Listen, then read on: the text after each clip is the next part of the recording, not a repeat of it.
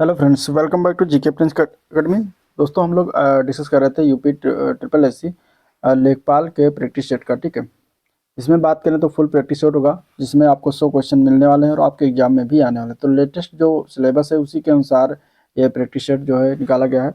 आज ये दूसरा नंबर प्रैक्टिस सेट है। ठीक है, इसका पहला प्रैक्टिस सेट हो चुका है। जिन लोगों ने वो वीडियो नहीं देखा है तो चैनल पर जाइए, आपको वहाँ से वो वीडियो मिल जाएगा और वो आपके जो है एग्जाम के लिए बहुत ही हेल्पफुल होगा। ठीक है, तो चलिए आज का ये वीडियो स्टार्ट करते हैं। और स्टार्ट करने से पहले अगर आप लोग चैनल पर नए हैं और अभी तक सब्सक्राइब नहीं किया तो चैनल को सब्सक्राइब कीजिएगा, साथ ही साथ वीडियो को भी लाइक करते चलिएगा। ठीक है, सबसे पहले हम क्वेश्चन को पढ़ेंगे, फिर इसके बाद उत्तर, और उत्तर से रिलेटेड कुछ थोड़ा बहुत जो डिस्कस करेंगे, उसके डिटेल के बारे में जानेंगे। तो थोड़ा सा वीडियो बड़ा होगा, लेकिन आप लोग पूरा देखने की कोशिश करिएगा। तो चलिए स्टार्ट करते हैं। पहला क्वेश्चन हम लेते हैं, कुछ इस तरीके से दिया गया है। पहला क्वेश्चन है, हड़प्पा काल में, हड़प्पा काल का इनमें से कौन सा नगर 3 भागों में विभाजित था। ठीक है, बताना है इसमें से हड़प्पा काल या सिंधु सभ्यता का काल जो था उसमें कौन सा ऐसा नगर था जो 3 भागों में विभाजित हुआ करता था। तो हड़प्पा काल का पूरा स्थल जो था धौलावीरा। ठीक है, सर क्या हो जाएगा इसका? डी ऑप्शन करेक्ट है। धौलावीरा जो था नगर, ये क्या था? ये 3 भागों में विभाजित था। ये धौलावीरा पड़ता कहाँ पर है? तो ये भी याद रखिए, गुजरात में पड़ता है। गुजरात का जो कच्छ जिला है वहीं पर ये धौलावीरा स्थित है और उसी के मध्य में द्वीप खादिर में स्थित है। धौलावीरा जो है 3 भागों में विभाजित था। कौन कौन सा था? तो उसमें पहला आपका आ जाता है, पहला जो था वो दुर्ग भाग था। पहला जो था दुर्ग भाग था। दूसरा जो था उसका नाम था मध्यम नगर। ठीक है, मध्यम नगर में डिवाइड था, मध्यम नगर। और तीसरे भाग जो था उसका नाम था निचला नगर कहा जाता था। तो ये 3 भागों में इस तरीके से डिवाइड था। और धौलावीरा में एकमात्र खेल का मैदान कहाँ से प्राप्त हुआ है? तो एकमात्र खेल का मैदान जो है धौलावीरा से ही प्राप्त हुई है। तो ये भी आपको याद रखना है, कुछ भी पूछा जाता है तो ये इंपॉर्टेंट है। ठीक है, धौलावीरा की खोज किसने किया था? तो 1967 में, 1967 में थे जेपी जोशी। नाम क्या था? जेपी जोशी। इनके द्वारा जो है धौलावीरा का खोज किया गया था। ठीक है, धौलावीरा से विशाल जलाशय के साक्ष्य भी प्राप्त हुआ है। जलाशय के साक्ष्य अगर पूछा जाएगा तो यहीं से धौलावीरा से ही प्राप्त हुआ। तो ये सभी चीजें आपका धौलावीरा के बारे में हो गया। अगला प्रश्न, क्वेश्चन नंबर 2 है, किसके शासन काल में इब्न बतूता भारत आया था? इब्न बतूता किसके शासन काल में भारत आया था? इब्न बतूता याद रखिएगा, ये जो था किसके शासन काल में आया था? तो ये पहले आंसर हो जाएगा बी ऑप्शन, मोहम्मद बिन तुगलक के काल में आया था। 1333 ईस्वी में आया था। जब मोहम्मद बिन तुगलक का कार्यकाल क्या रहा था? तो 1325 से लेकर 1351 तक इसका कार्यकाल रहा था, इसी के बीच में आया था। ठीक है, तो आंसर क्या है यहाँ पे? बी ऑप्शन करेक्ट है। इब्न बतूता की बात करें तो ये किस देश का निवासी था, ये बहुत पूछा जाता है। तो इब्न बतूता जो था ये मोरक्को का रहने वाला था। कहाँ का? मोरक्को का रहने वाला था। मोरक्को कहाँ पड़ता है? उत्तरी अफ्रीका में। तो वहाँ का ये निवासी था। इसका मूल नाम याद रखिए क्या है? शेख। ठीक है, मूल नाम है शेख फतह अबू। शेख फतह अबू, शेख फतह अबू और अब्दुल्ला। ठीक है, शेख फतह अबू और अब्दुल्ला। तो इस प्रकार इसका जो है मूल नाम था, या फिर अब्दुल्ला मोहम्मद बिन बतूता इसका नाम था। मोहम्मद बिन तुगलक ने इसे जो है दिल्ली का काजी नियुक्त किया था। दिल्ली का काजी मोहम्मद बिन तुगलक के द्वारा इसको नियुक्त किया गया। और 1342 ईस्वी में, ठीक है, 1342 ईस्वी में मोहम्मद बिन तुगलक ने अपना इसको क्या राजदूत बनाकर कहाँ पर भेजा था? किस देश में? तो चीन में भेजा था। ठीक है, अपना राजदूत बनाकर चीन में भेजा था। इब्न बतूता का एक जो है पुस्तक है जो बहुत पूछा जाता है, रेहला। ठीक है, रेहला याद रखिएगा। रेहला किसके द्वारा लिखित है? तो यही मोरक्को का जो निवासी था इब्न बतूता, इसी ने इसमें अपना पूरा ये यात्रा वृत्तांत को लिखा है। तो ये हो जाएगा इसके बारे में बातें सारी। चलिए अगले प्रश्न की तरफ बढ़ेंगे। निम्न में से किसे अंग्रेजों के द्वारा शुरू किए गए सबसे महत्वपूर्ण योगदानों में से एक माना जाता है? शिपिंग का काल, या फिर रेलवे का काम, या फिर वृक्षारोपण, या खान, या फिर बैंकिंग और बीमा? इनमें से कौन सा एक काम था जो अंग्रेजों के द्वारा शुरू किया गया था अपने फायदे के लिए, लेकिन वो जब यहाँ पे शुरुआत हुआ तो हम लोगों के लिए सबसे बहुत इंपॉर्टेंट हो गया, बहुत ही महत्वपूर्ण योगदानों में से एक हो गया। तो वो था रेलवे। ठीक है, रेलवे का काम जो है अंग्रेजों के द्वारा शुरुआत किया गया, सबसे महत्वपूर्ण योगदानों में से एक रेलवे को माना जाता है। भारत में रेलवे जो है सर्वप्रथम 16 अप्रैल 1853 को, ये जो है उस समय 1853 में डलहौजी जो था वायसराय था, डलहौजी जो गवर्नर जनरल था, तो इसी के कार्यकाल में जो है शुरुआत किया गया था। डलहौजी के कार्यकाल में इसी ने शुरुआत किया था। इसका कार्यकाल था 1848 से लेकर 1856 तक इसका कार्यकाल था, ठीक है। तो इसी के कार्यकाल में शुरुआत हुआ था। बम्बई से लेकर सर्वप्रथम जो रेलवे चली थी, बम्बई से लेकर थाने के मध्य चला था। बम्बई से लेकर थाने के मध्य जो है सर्वप्रथम रेल चलाई गई थी। कितने किलोमीटर की थी? 34 किलोमीटर की दूरी जो थी वो चलाया गया था। तो ये था रेलवे के बारे में, ठीक है। चलिए सिपाही विद्रोह के बारे में जान लेते हैं। चौथा क्वेश्चन, सिपाही विद्रोह किस वर्ष हुआ? सिपाही विद्रोह किस वर्ष हुआ? तो सिपाही विद्रोह की बात करेंगे तो यह हुआ था कब? 1857 को।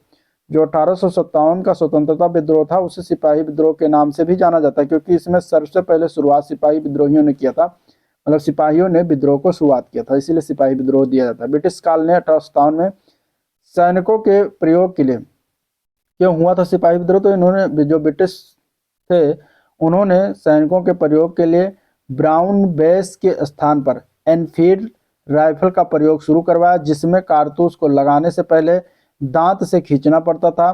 क्योंकि कारतूस में गाय और सुअर दोनों की चर्बी लगी थी, इसलिए हिंदू और मुस्लिम सैनिक भड़क उठे और परिणाम स्वरूप क्या हुआ? 1857 के सिपाही जो है विद्रोह की शुरुआत हो गई।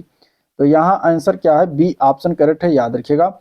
चलिए नेक्स्ट क्वेश्चन देखते हैं। क्वेश्चन नंबर 5, भारतीय राष्ट्रीय कांग्रेस के अधिवेशन की सर्वप्रथम किस मुसलमान ने अध्यक्षता की थी? ठीक है, तो देखिए ये भारतीय राष्ट्रीय कांग्रेस जो है, इससे क्वेश्चन बहुत सारे बनते हैं, तो आपको इसको विधिवत पूरा तैयार रखना है।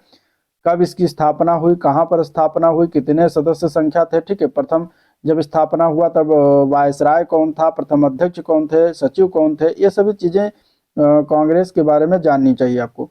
यहाँ पे अगर हम बात करेंगे सबसे पहले, तो देखिए इसका आंसर क्या हो जाएगा। तो जो सर्वप्रथम मुसलमान अध्यक्षता किया था उनका नाम क्या था? तो क्वेश्चन नंबर 5 के क्या है? डी ऑप्शन सही है, ठीक है। बदरुद्दीन तैयब जी थे, जिन्होंने 1887 में मद्रास का अधिवेशन हुआ था, उसमें इन्होंने अध्यक्षता की थी। तो ये सर्वप्रथम मुस्लिम बने थे जिन्होंने अध्यक्षता की थी।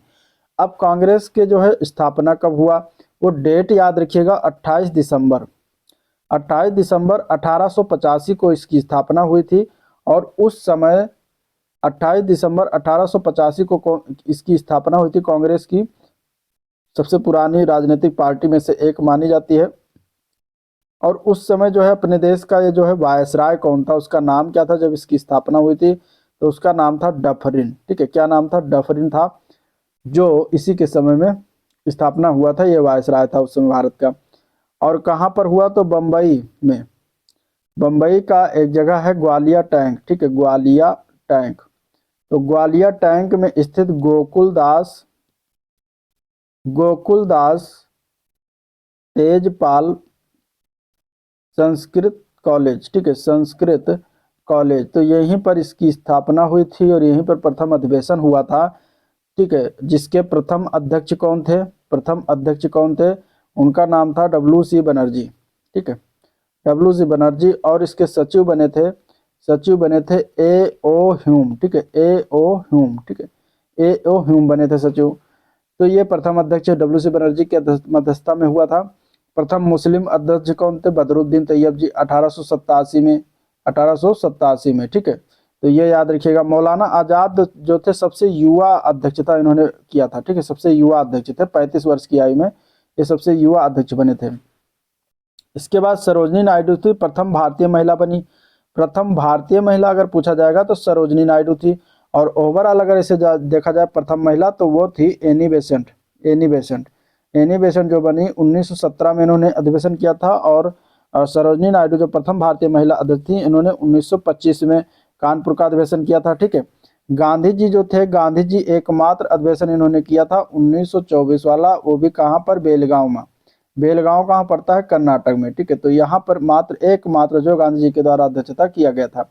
इसमें कुछ नाम है जो कांग्रेस से रिलेटेड नहीं थे, लेकिन क्वेश्चन में बार बार पूछा जाता। हाँ, ये जब प्रथम अधिवेशन हुआ तो उसमें सदस्यों की संख्या टोटल 72 थी, ये भी ध्यान में रखिएगा। अब देखिए कुछ नाम है जो एग्जाम में पूछा जाता है और कांग्रेस से रिलेटेड नहीं, जैसे कि सर सैयद अहमद खां, ठीक है। तो सर सैयद अहमद खां अगर आपको पूछा जाए एग्जाम में कांग्रेस से रिलेटेड, तो ये इसके सदस्य नहीं थे, न ही इससे संबंधित थे, ठीक है। सर सैयद अहमद खां कांग्रेस से संबंधित नहीं थे। और तिलक जो थे, बाल गंगाधर तिलक जो थे सदस्य थे।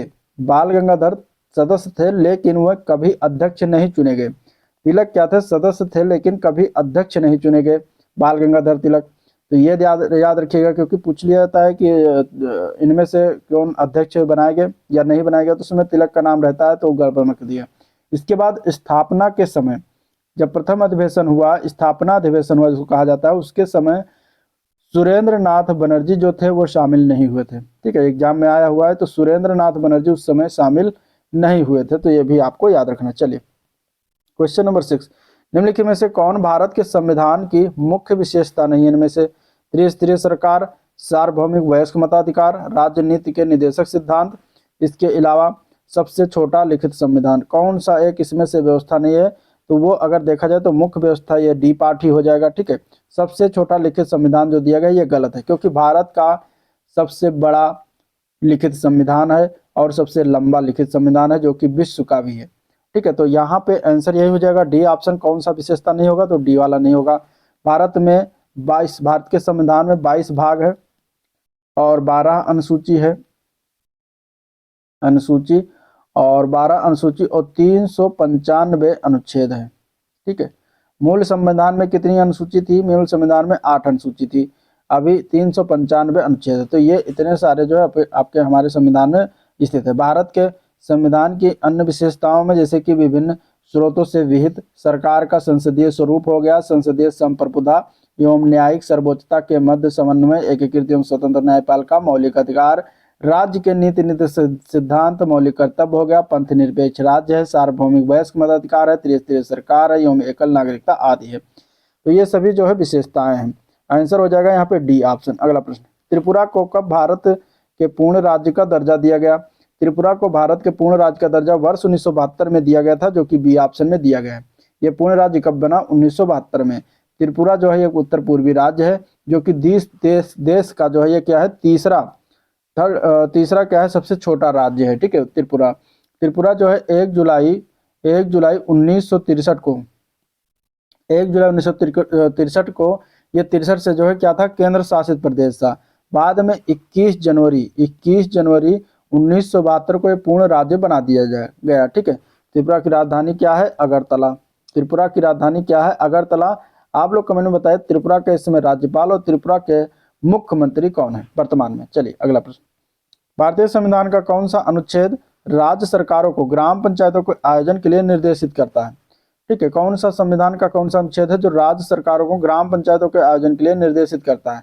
तो नीति निर्देशक तत्व में सारी चीजें दी गई हैं और इसमें ग्राम पंचायतों के लिए जो है गठन का प्रावधान है वो अनुच्छेद 40 में दिया गया है। ठीक है, अनुच्छेद 40 में ग्राम पंचायतों के गठन का प्रावधान दिया गया है। तो यहाँ पे आंसर क्या हो जाएगा? बी ऑप्शन करेक्ट हो जाएगा। अनुच्छेद 38 में क्या है? तो राज्य सरकार द्वारा सामाजिक कल्याण को बढ़ावा देना। अनुच्छेद 44 की बात करें तो समान नागरिक संहिता है और अनुच्छेद 46 में राज्य के कमजोर वर्गों जैसे SC ST के शैक्षिक एवं आर्थिक हितों को बढ़ावा देना, इसमें बातें कही गई हैं।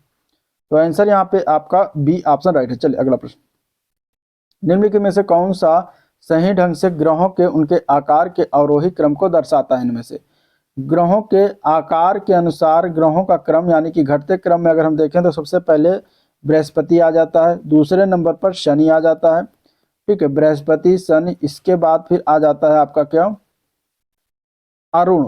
ठीक है, अरुण मतलब यूरेनस जिसको कहते हैं, यूरेनस या फिर अरुण कह दीजिए। फिर इसके बाद जो है वरुण आता है, वरुण मतलब कि नेपच्यून जिसको कहते हैं, नेपच्यून। ठीक है, नेपच्यून हो जाएगा। फिर तीसरे नंबर पर कौन सा आ जाएगा? पृथ्वी आ जाएगा। तीसरे नंबर पृथ्वी आती है, फिर शुक्र है, फिर मंगल है, इसके बाद सबसे लास्ट में बुध है। तो आकार के अनुसार अगर देखा जाए तो सबसे बड़ा जो होता है वो बृहस्पति होता है और सबसे छोटा जो ग्रह है वो कौन सा है? बुध ग्रह है। यहाँ पे अगर हम देखें तो आंसर क्या है? सी ऑप्शन सही है। ठीक है, क्योंकि यूरेनस के बाद पृथ्वी, पृथ्वी के बाद मंगल और मंगल के बाद बुध, तो यहाँ पे आंसर ये सी ऑप्शन राइट है। ठीक है, तो आंसर क्या है? सी ऑप्शन करेक्ट है। अब देखिए पृथ्वी को कौन से रंग के आधार पर दे, तो नीला ग्रह पृथ्वी को कहते हैं। ठीक है, मंगल को लाल ग्रह कहते हैं। ठीक है, ये भी ध्यान में रखिएगा। और शनि को कहते हैं काला ग्रह, काला ग्रह कहते हैं। ठीक है, बृहस्पति को पीला ग्रह कहते हैं, बृहस्पति को क्या कहते हैं? पीला ग्रह कहते हैं। तो ये सभी भी याद रखने का, कभी कभी पूछ लिया जाता है। अगला प्रश्न देखते हैं, क्वेश्चन नंबर 10। क्वेश्चन नंबर 10 है, ग्रेनाडा कहाँ पर स्थित है? ग्रेनाडा जो है एक देश है। ग्रेनाडा कौन सा देश है? एक कैरिबियन देश है। कौन सा देश है? कैरिबियन देश है ग्रेनाडा। और ये कहाँ पर स्थित है? तो ये पड़ता है कैरिबियन सागर में। आंसर यहाँ पे बी ऑप्शन सही हो जाएगा। ठीक, इसकी राजधानी का नाम क्या है? Saint George. इसकी राजधानी का नाम क्या है? Saint George. तो ये भी ध्यान में रखिएगा। इसकी समुद्र तट रेखा की जो है लंबाई कितनी है? तो 1 to 1 121 किलोमीटर इसकी समुद्र तट रेखा की लंबाई है। अगला प्रश्न, पारिस्थितिकी संक्रमण का अवधारणा का सर्वप्रथम प्रयोग जो है किसके द्वारा किया गया? पारिस्थितिकी संक्रमण का अवधारणा का सर्वप्रथम प्रयोग जो है बेनेट के द्वारा किया गया था। तो यहाँ पे बी ऑप्शन करेक्ट हो जाएगा। 1976 में इनके द्वारा किया गया था। ठीक है, इसका अर्थ क्या है? तो इससे मतलब है मानव और उसके भौतिक वातावरण के बीच जो संबंध का अध्ययन किया जाता है उसको क्या कहा जाता है? पारिस्थितिकी संक्रमण। तो आंसर यहाँ पे बी ऑप्शन राइट है। अगले प्रश्न की तरफ बढ़ेंगे। भारत सरकार द्वारा पर्यावरण के परिरक्षण यानी कि संरक्षण अधिनियम कब पारित किया गया?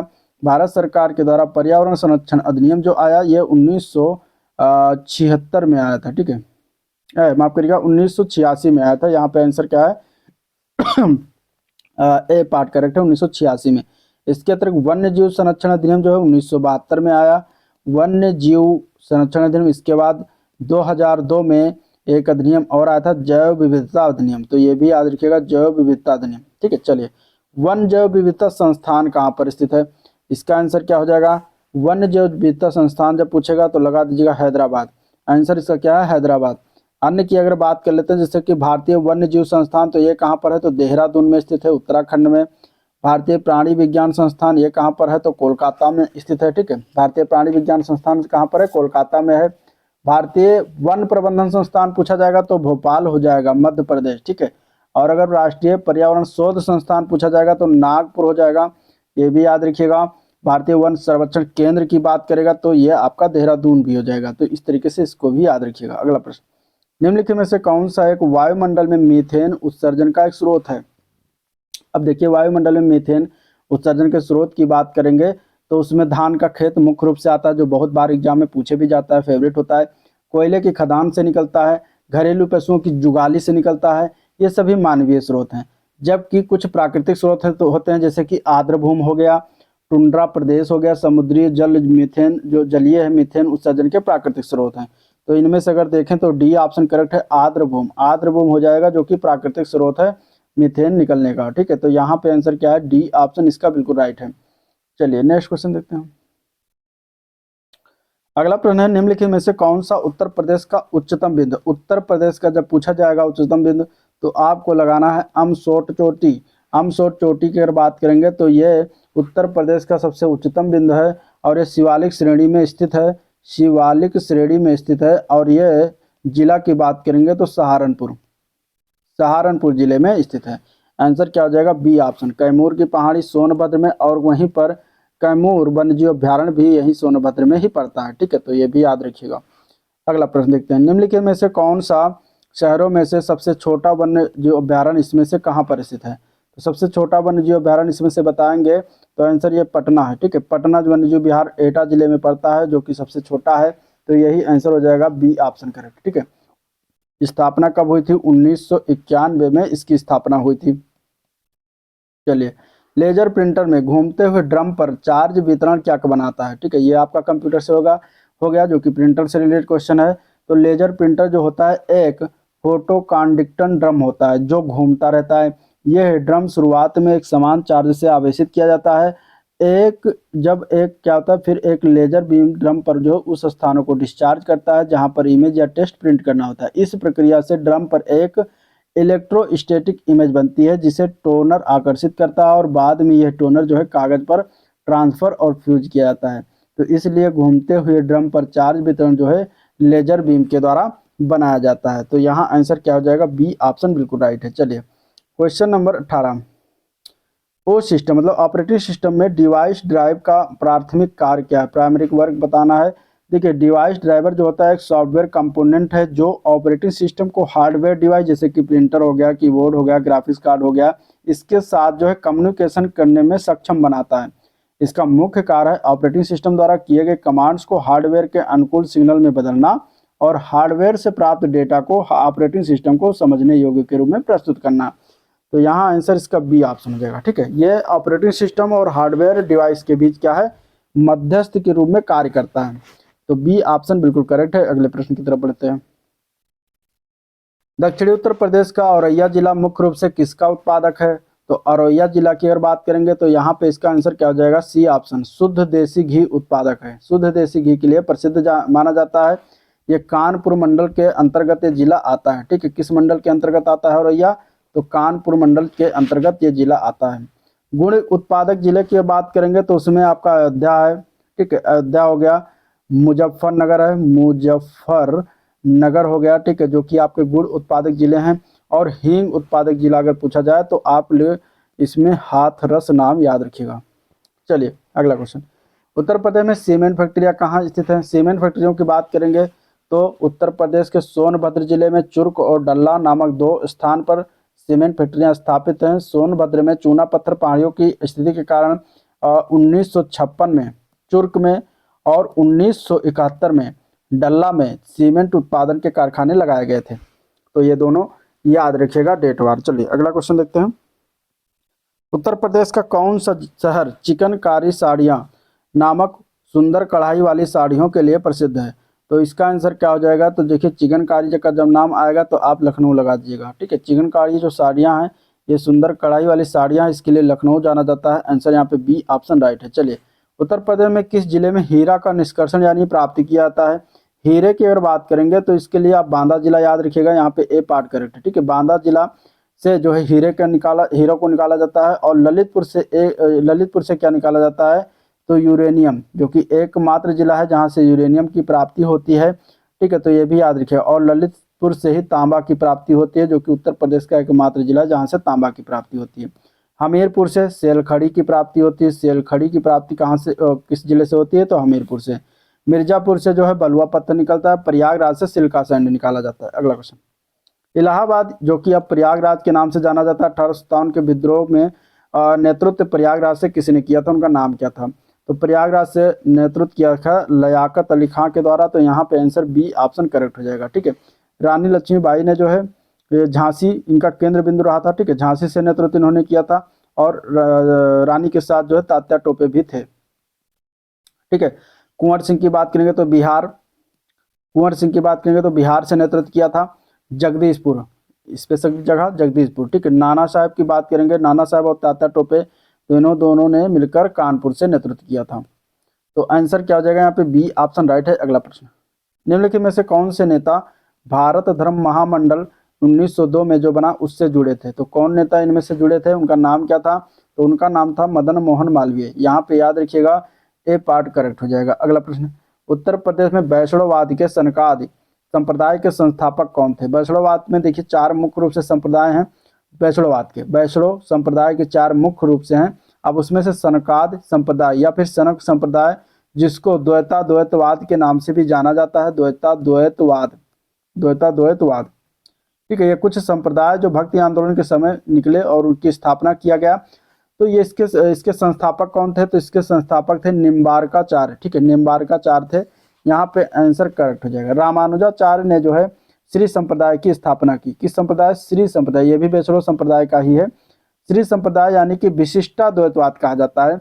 तो रामानुजाचार्य के द्वारा स्थापना किया गया। ठीक है, विष्णु स्वामी की बात करेंगे तो इन्होंने रुद्र संप्रदाय की स्थापना की। रुद्र संप्रदाय, जब रुद्र संप्रदाय पूछा जाएगा तो आप विशिष्टावाद लगा दीजिएगा। ठीक है, रुद्र संप्रदाय तो आप विष्णु स्वामी लगा दीजिएगा, जो शुद्ध द्वैतवाद के नाम से जाना जाता है, शुद्धा द्वैतवाद।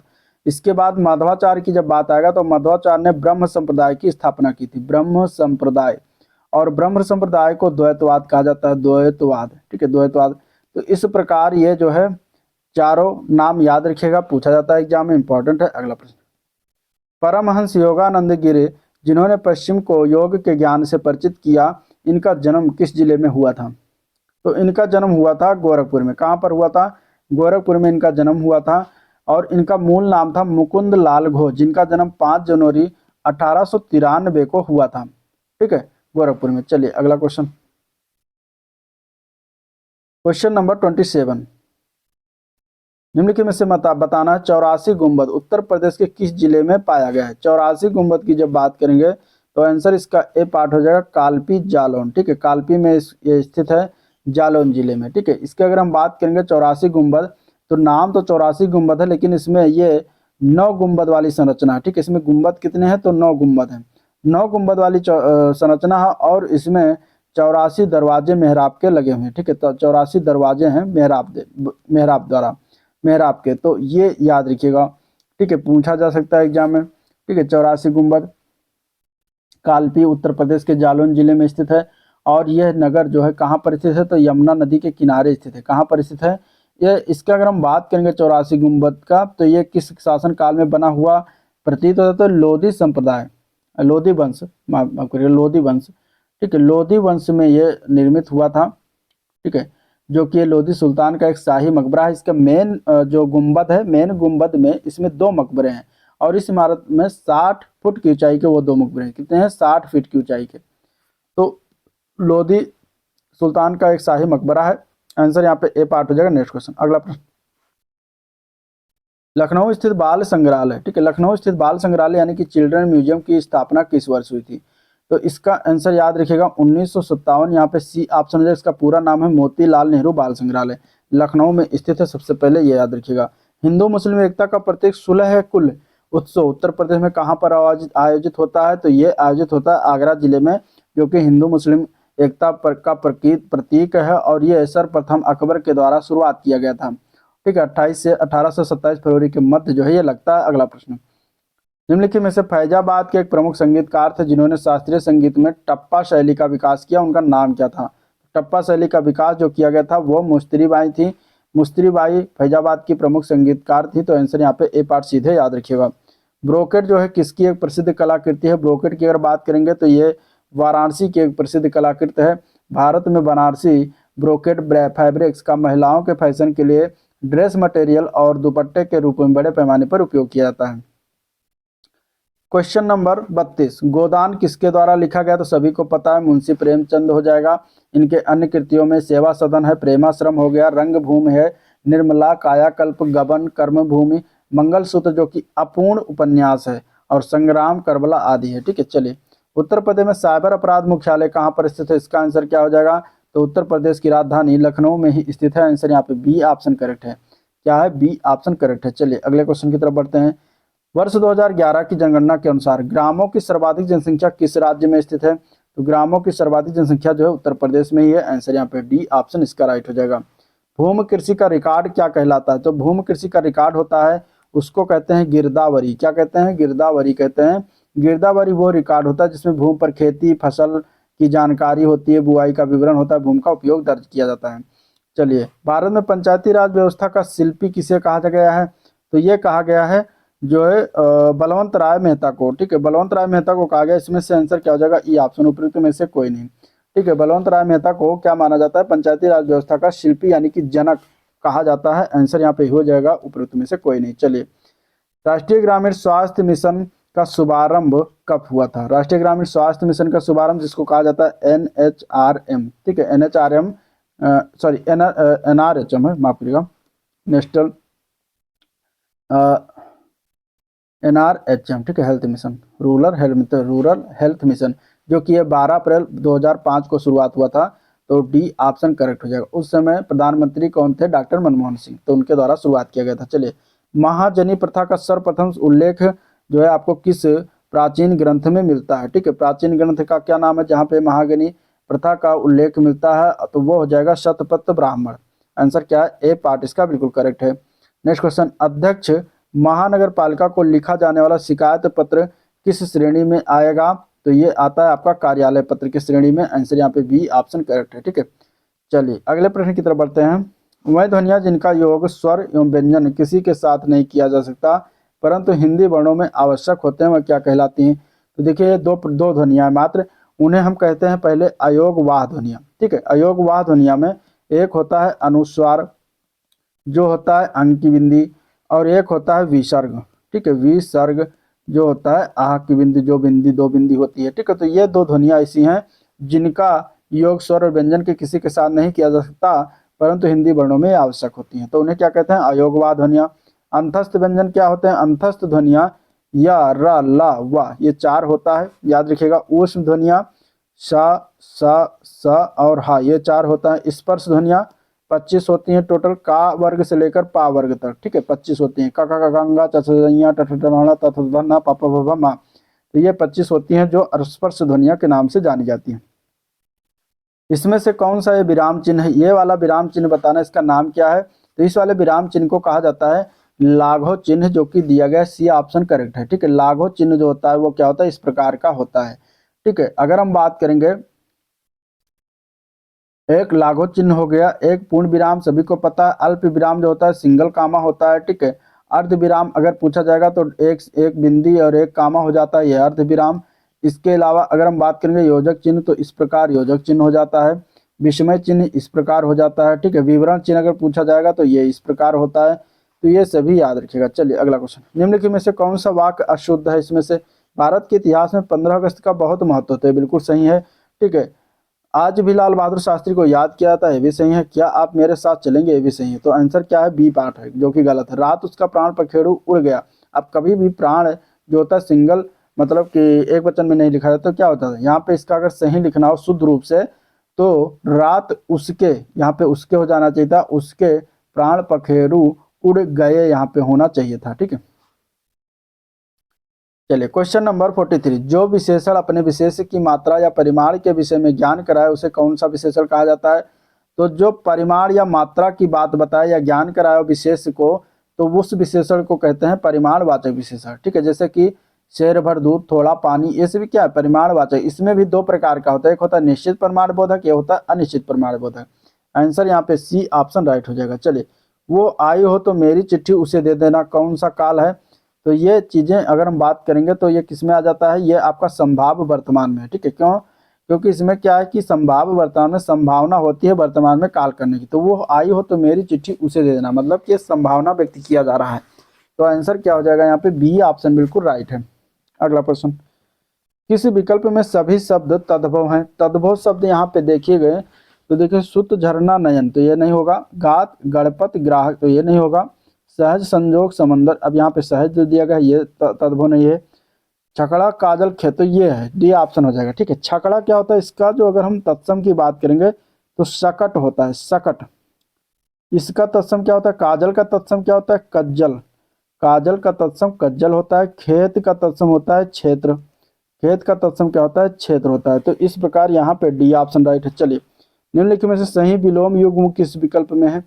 सही विलोम युग्म की बात करेंगे तो देखिए, अल्पज्ञ का अवज्ञ दिया गया है, जो कि गलत है। अल्पज्ञ का विलोम होता है बहुज्ञ, ठीक है। अल्पज्ञ, बहुज्ञ, अल्प मतलब कम, बहु मतलब ज्यादा, तो यहाँ पे अल्पज्ञ और बहुज्ञ इसका विलोम हो जाएगा, ठीक है। स्थावर का दिया गया है चंचल, जो कि गलत है। स्थावर का विलोम होता है जंगम, क्या होता है? जंगम, ठीक है। और आकुंचन का विलोम प्रसारण, बिल्कुल सही। तो यहाँ पे सही वाला तो डी ऑप्शन है, बाकी सारे ये हो गए। हुलसित और आनंदित एक ही शब्द है, पर्यायवाची है, तो इस प्रकार वो भी नहीं होगा, डी ऑप्शन राइट है। चलिए अगला प्रश्न, किस विकल्प में शब्द युग्म का अर्थ भेद सही नहीं इनमें से? ठीक है, अनिल और अनल, ठीक है, दो दिया गया है। हवा और आग, अब देखिए यहाँ पे क्या है, जो अनल है इसमें ध्यान दीजिए, अनल में क्या है? नल है, नल है, जो कि आ हटा दीजिए तो इसमें क्या है? नल हो गया। अब नल मतलब क्या? पानी, पानी, और अनल मतलब जहाँ पानी ना हो, मतलब इस तरीके से एक शाब्दिक अर्थ निकाल सकते हैं, मतलब पानी ना हो वहाँ पे क्या होगा? आग होगा, तो वो हो जाएगा आनल, ठीक है। तो आनल मतलब कि आग, इस प्रकार याद रख सकते हैं। तो ये बिल्कुल सही लगा हुआ है। अनिल का अर्थ होता है हवा और अनल का अर्थ होता है आग, सही है। पहले वाले अंश का अर्थ है हिस्सा, दूसरे वाले अंश का अर्थ है कंधा, बिल्कुल सही। अपेक्षा, आशा और उपेक्षा, निरादर, बिल्कुल सही। अवलंब और अविलंब का गलत दिया गया है, ठीक है। अवलंब मतलब क्या होता है? अवलंब मतलब होता है सहारा, और अविलंब मतलब होता है तुरंत। अविलंब मतलब क्या होता है? तुरंत। तो ये गलती यहाँ पे किया गया, तो डी ऑप्शन आपका आंसर हो जाएगा। चलिए अगला प्रश्न, पर्णकुटी का विग्रह क्या होगा? पर्णकुटी का विग्रह पूछा गया। पर्णकुटी का विग्रह होता है पर्ण से बनी कुटी, यानी कि पर्ण मतलब पत्तों से बनी हुई कुटी, जिसमें समास की बात करेंगे तो इसमें कर्ण तत्पुरुष हो जाएगा, आंसर ए पार्ट है। चलिए, भोजपुरी भाषा उत्तर प्रदेश के किस भाग में प्रमुख रूप से प्रचलित है? तो भोजपुरी भाषा जो है पूर्वी क्षेत्र में बोला जाता है, जैसे कि गोरखपुरिया, गोरखपुर और बलिया जिलों में बोला जाता है। इसके अलावा देवरिया, गाजीपुर, आजमगढ़, मऊ, जौनपुर जिले और वाराणसी भी में भी भोजपुरी बोली बोली जाती है। तो आंसर यहाँ पे बी ऑप्शन करेक्ट। भारत में लोक नृत्य का निर्माण किया जाता है किसके माध्यम से किया जाता है? भारत में जो है लोक नृत्य का निर्माण की बात करेंगे तो भारत में सार्वजनिक नृत्य का निर्माण या लोक नृत्य का निर्माण सरकार, नागरिक समाज, संगठन और निजी क्षेत्र की कंपनियों सहित विभिन्न हितधारकों के द्वारा किया जाता है। तो इसमें सरकार भी सही, नागरिक समाज संगठन भी सही है, निजी क्षेत्र की कंपनियां भी सही हैं, उपरोक्त सभी हो जाएगा। चलिए, राष्ट्रीय सुरक्षा में अभ्यास तकनीक का उपयोग क्या है? तो अभ्यास तकनीक जो होता है ये मिसाइलों के परीक्षण के लिए हवाई लक्ष्य के रूप में काम करती है, यानी कि टारगेट ड्रोन के रूप में काम करती है। तो यहाँ पे आंसर इसका बी ऑप्शन राइट है। ठीक है, ये अपनी मिसाइलों की ताकत जांचने के लिए हम जो है एक उड़ते हुए नकली दुश्मन की जरूरत होती है, और अभ्यास जो है वही हाई स्पीड टारगेट प्रदान करता है। Question number 52। ठीक है, 50 प्लस हो गए क्वेश्चन। अब आपको एक काम करना है, आप वीडियो को करिए लाइक, चैनल को किया गया है अभी तक सब्सक्राइब नहीं किए हो तो सब्सक्राइब कर लीजिए। ठीक है, सब्सक्राइब वाला बटन दबा दिए, फिर आइए फिर चलते हैं। चलिए, कर दिया। अगला प्रश्न, मोहम्मद गोरी किस वर्ष पृथ्वीराज तृतीय में से पराजित हुआ था? मोहम्मद गोरी जो था पृथ्वीराज तृतीय से पराजित हुआ था 1191 में। 1191 में तराइन का प्रथम युद्ध जब हुआ था, तो तराइन के प्रथम युद्ध में मोहम्मद गोरी जो है पराजित हुआ था पृथ्वीराज तृतीय से। ठीक है, इसके एक साल बाद 1192 में फिर तराइन का दूसरा युद्ध हुआ, जिसमें पृथ्वीराज द्वितीय पराजित हो गया और मोहम्मद गोरी जीत गया। ठीक है, और यहीं से भारत में तुर्की राज्य की स्थापना हुई थी। तो इस प्रकार आंसर यहाँ पे बी ऑप्शन राइट है। चलिए, बंगाल की खाड़ी में चक्रवात ज्यादातर किस माह में आते हैं? तो चक्रवात जो होता है ये ज्यादातर अक्टूबर और नवंबर माह में आता है। यहाँ पे आंसर सी हो जाएगा। नेक्स्ट क्वेश्चन, अब ये कंप्यूटर से क्वेश्चन है, माइक्रोसॉफ्ट एक्सेल में वी लुकअप फंक्शन का प्राथमिक कार्य क्या है? वी लुकअप जो होता है इसका पूरा नाम है वर्टिकल लुकअप। वर्टिकल लुकअप मतलब यह एक्सेल में एक ऐसा फंक्शन होता है जो किसी वैल्यू को एक कॉलम में ऊपर से नीचे यानी वर्टिकली खोजता है, सर्च करता है, और फिर उसी रो में दिए गए किसी भी जो चीजें हैं कॉलम में संबंधित वैल्यू को जो है रिटर्न करता है, देता है। तो इस प्रकार यहाँ पे आंसर इसके लिए क्या सही है? बी सही है। किसी वैल्यू के लिए वर्टिकली खोज करना और निर्दिष्ट कॉलम से संबंधित वैल्यू रिटर्न करना। आंसर यहाँ बी पार्ट करेक्ट है। चलिए अगले प्रश्न की तरफ बढ़ेंगे, ये भी कंप्यूटर से है। एमएस वर्ड में कौन सी सुविधा आपको दस्तावेज मतलब डॉक्यूमेंट्स के विभिन्न अनुभागों में फॉर्मेटिंग विशेषता जैसे कि हो गया फॉन्ट, रंग और रिक्त खाली स्थान, ये सभी एक सेट को परिभाषित करने और लगातार लागू करने की अनुमति देता है। मतलब ये सभी फॉन्ट, रंग आदि किस जो है सेट में पाई जाती हैं? तो ये सभी आपको मिलती हैं शैलियाँ, इसको इंग्लिश में कहते हैं स्टाइल्स में। स्टाइल्स में आपको इन सभी की सुविधा जैसे हेडिंग पैराग्राफ के लिए फॉन्ट, रंग, रिक्त और अन्य फॉर्मेटिंग विशेषताओं को एक सेट के रूप में परिभाषित किया गया है। तो यहाँ पे आंसर क्या हो जाएगा? स्टाइल्स या फिर शैलियाँ। चलिए, ईमेल अटैचमेंट भेजने के लिए निम्नलिखित में से सबसे नवीनतम और सर्वोत्तम मानक कौन सा है? ठीक है, नवीनतम अपग्रेडेड मानक। यहाँ पे अगर हम बात करेंगे इनमें से तो MIME है। ठीक है, MIME का फुल फॉर्म याद रखिएगा, मल्टीपर्पज इंटरनेट मेल एक्सटेंशन होता है, जो कि ये ईमेल द्वारा मल्टीमीडिया कंटेंट जैसे कि text, image, audio, video, attachment file ये सभी भेजने के लिए ये जो है सर्वोत्तम मानक है और नवीनतम मानक है। तो आंसर यहाँ पे ए पार्ट करेक्ट है। चलिए, वर्ल्ड वाइड वेब यानी कि WWW को किस वर्ष सर्व प्रचलित किया गया? ठीक है, तो देखिए ये किसके द्वारा आविष्कार किया गया था? तो टिम बर्नर्स-ली थे जिन्होंने इसको निर्माण किया 1989 में। ठीक है, 1989 में बनाकर प्रस्तुत किया, लेकिन ये सार्वजनिक रूप से वर्ष 1991 में जो है आया था सामने। तो आंसर क्या हो जाएगा? जनता के लिए कब उपलब्ध कराया गया, सर्वप्रचलित कब किया गया? तो 1991 से। चलिए, NEGP की आर्किटेक्चर में कितनी परतें शामिल है?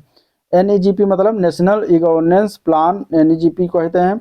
यह राष्ट्रीय शासन योजना हिंदी में कहते हैं, भारत सरकार द्वारा आरंभ की गई एक सोशल योजना है। एक योजना है जिसका उद्देश्य है भारत के नागरिकों को सभी सरकारी सेवाएं प्रदान इलेक्ट्रॉनिक माध्यम से उपलब्ध कराना। NEGP की आर्किटेक्चर में 3 लेयर हैं, तो यहाँ पे आंसर ए पार्ट हो जाएगा। ठीक है, 3 लेयर कौन कौन से वो भी याद रखिएगा। तो एक आ जाता है राज्य अथवा केंद्र सरकार, केंद्र शासन लेयर। ठीक है, केंद्र शासन लेयर ये पहला हो गया। दूसरा कौन सा है? स्थानीय लेयर, स्थानीय शासन लेयर। ठीक है, लोकल शासन लेयर। इसके अलावा तीसरा क्या है? तो नागरिक लेयर, नागरिक लेयर। ठीक है, नागरिक लेयर होगा। ये 3 लेयर होते हैं। आंसर ए पार्ट करेक्ट है। अगला प्रश्न, क्रेडिट कार्ड में CVN का फुल फॉर्म क्या है?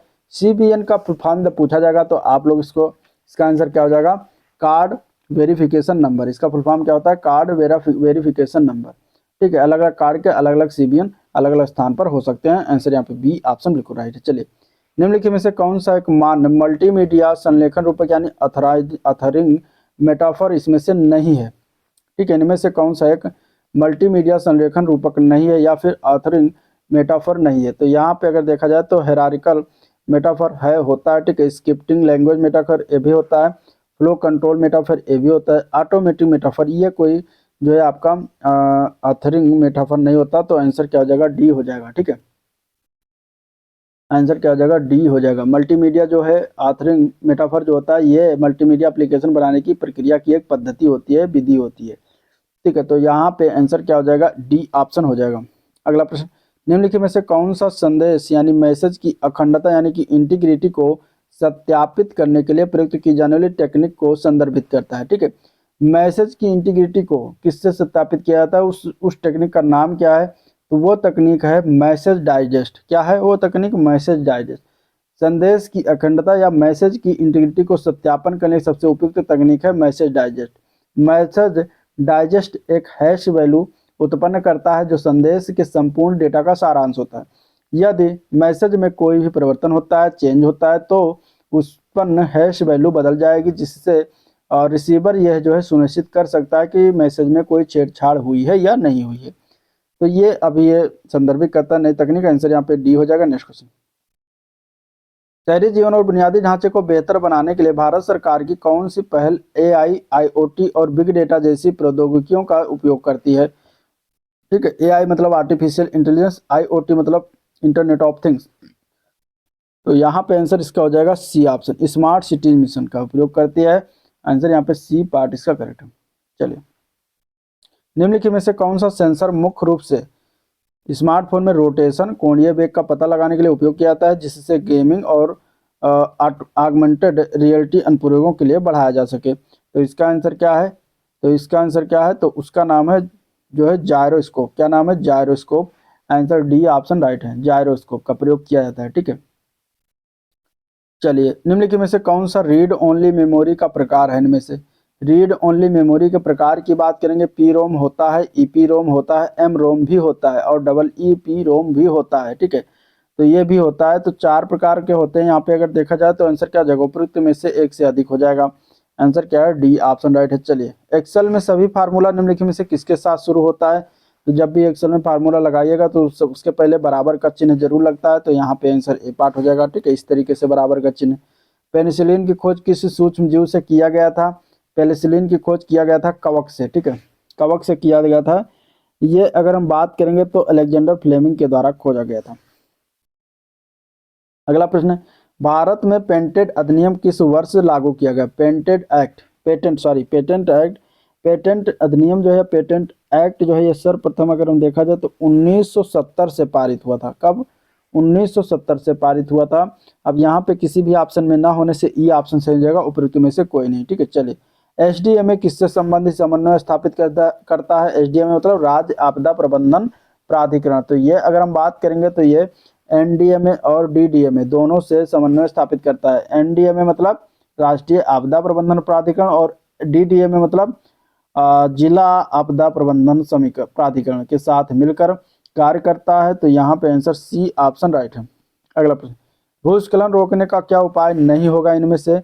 भूस्खलन, ठीक है, भूस्खलन की बात करेंगे तो वनीकरण को बढ़ाना, सीढ़ी नुमा खेती, स्थानांतरित कृषि, उपरोक्त में से एक से अधिक। अब यहाँ पे क्या आंसर हो जाएगा, तो आंसर यहाँ पे सी ऑप्शन करेक्ट है। स्थानांतरित कृषि जो होता है ये भूस्खलन रोकने का उपाय कोई नहीं है। ठीक है, बृहत स्तर पर वनीकरण को बढ़ावा देना, स्थानांतरित कृषि वाले उत्तर पूर्वी जिलों में सीढ़ी नुमा खेत बनाकर कृषि को रोकना भूस्खलन के रोकने के सकारात्मक उपाय हो सकते हैं, लेकिन इंडिविजुअल देखा जाए तो ये गलत है। अगला प्रश्न, आत्मनिर्भर भारत का तकनीकी मॉडल किस दृष्टिकोण पर आधारित है। आत्मनिर्भर भारत का तकनीकी मॉडल जो होता है ये चयनात्मक स्वदेशीकरण के साथ वैश्विक सहयोग और आधुनिक तकनीक अपनाने पर आधारित है। तो यहाँ पे आंसर सी ऑप्शन इसका पूर्ण रूप से सही है। अगले क्वेश्चन की तरफ बढ़ेंगे, भारत में 5G तकनीक के विकास का प्रमुख उद्देश्य क्या है। भारत में 5G तकनीक के लिए उच्च गति का इंटरनेट प्राप्त करना, IoT, स्मार्ट सिटी, टेलीमेडिसिन और डिजिटल इंडिया मिशन को सशक्त बनाती है। तो यहाँ पे डिजिटल इंडिया को बढ़ावा देना इसका हो जाएगा आंसर बी ऑप्शन राइट है। Question number 72, M action soft क्या है? एम एक्शन सॉफ्ट जो है ये पंचायती राज मंत्रालय द्वारा विकसित किया गया है और ये जो है एक मोबाइल आधारित समाधान है जो संपत्तियों की जियो टैगिंग करता है। ठीक है, तो आंसर क्या हो जाएगा यहाँ पे ए पार्ट करेक्ट हो जाएगा। क्वेश्चन नंबर 73, कलपक्कम परमाणु ऊर्जा संयंत्र किस राज्य में स्थित है?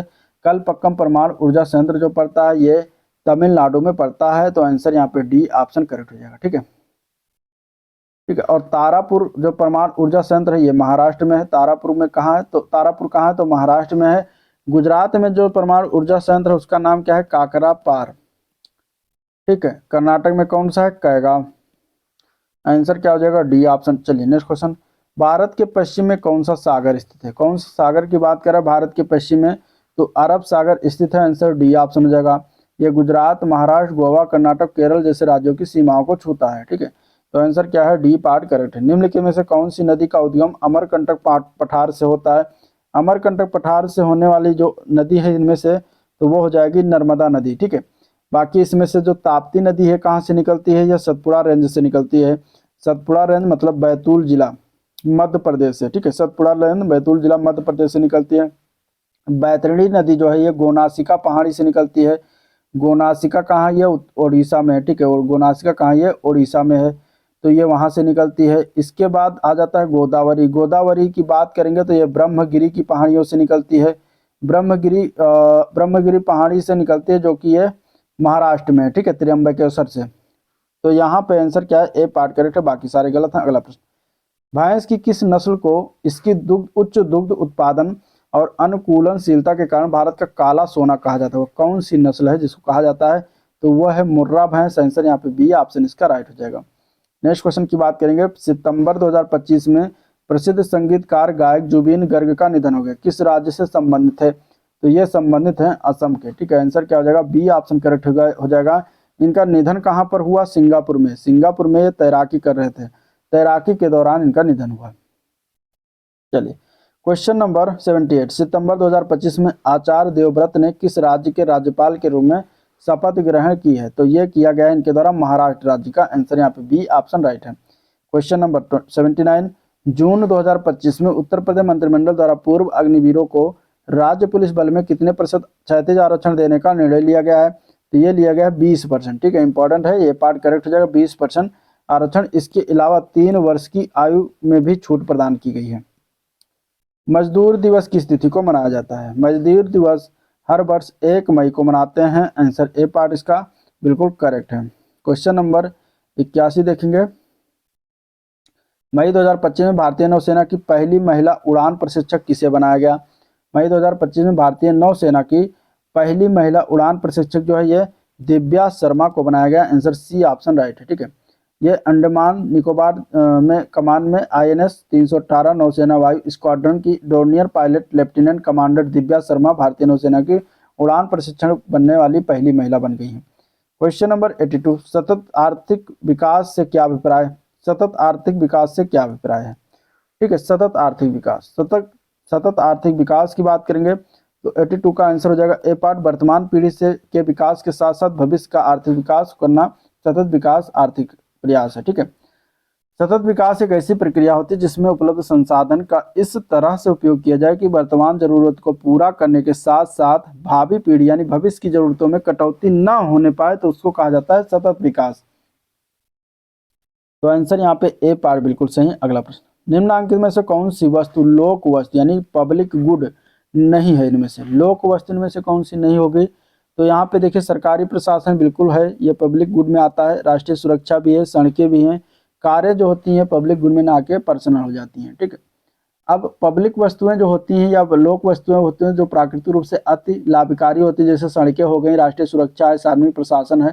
कार्य क्या है? निजी वस्तु में आता है। ठीक है, चलिए अगला प्रश्न, भारत में मौद्रिक नीति का उपकरण निम्नलिखित में से कौन सा नहीं है?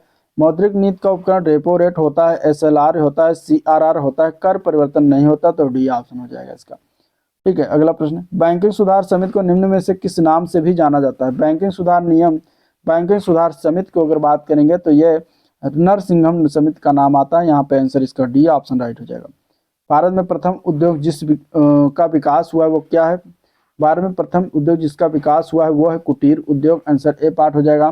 कुटीर उद्योग उसे कहते हैं जो अंशतः पारिवारिक सदस्यों द्वारा आंशिक अथवा पूर्णकालिक कार्य के रूप में चलाया जाता है। ऐसे उद्योगों में हस्तक्रिया की प्रधानता होती है। भारत का सबसे बड़ा कुटीर उद्योग जो है कौन सा है? हथकरघा उद्योग।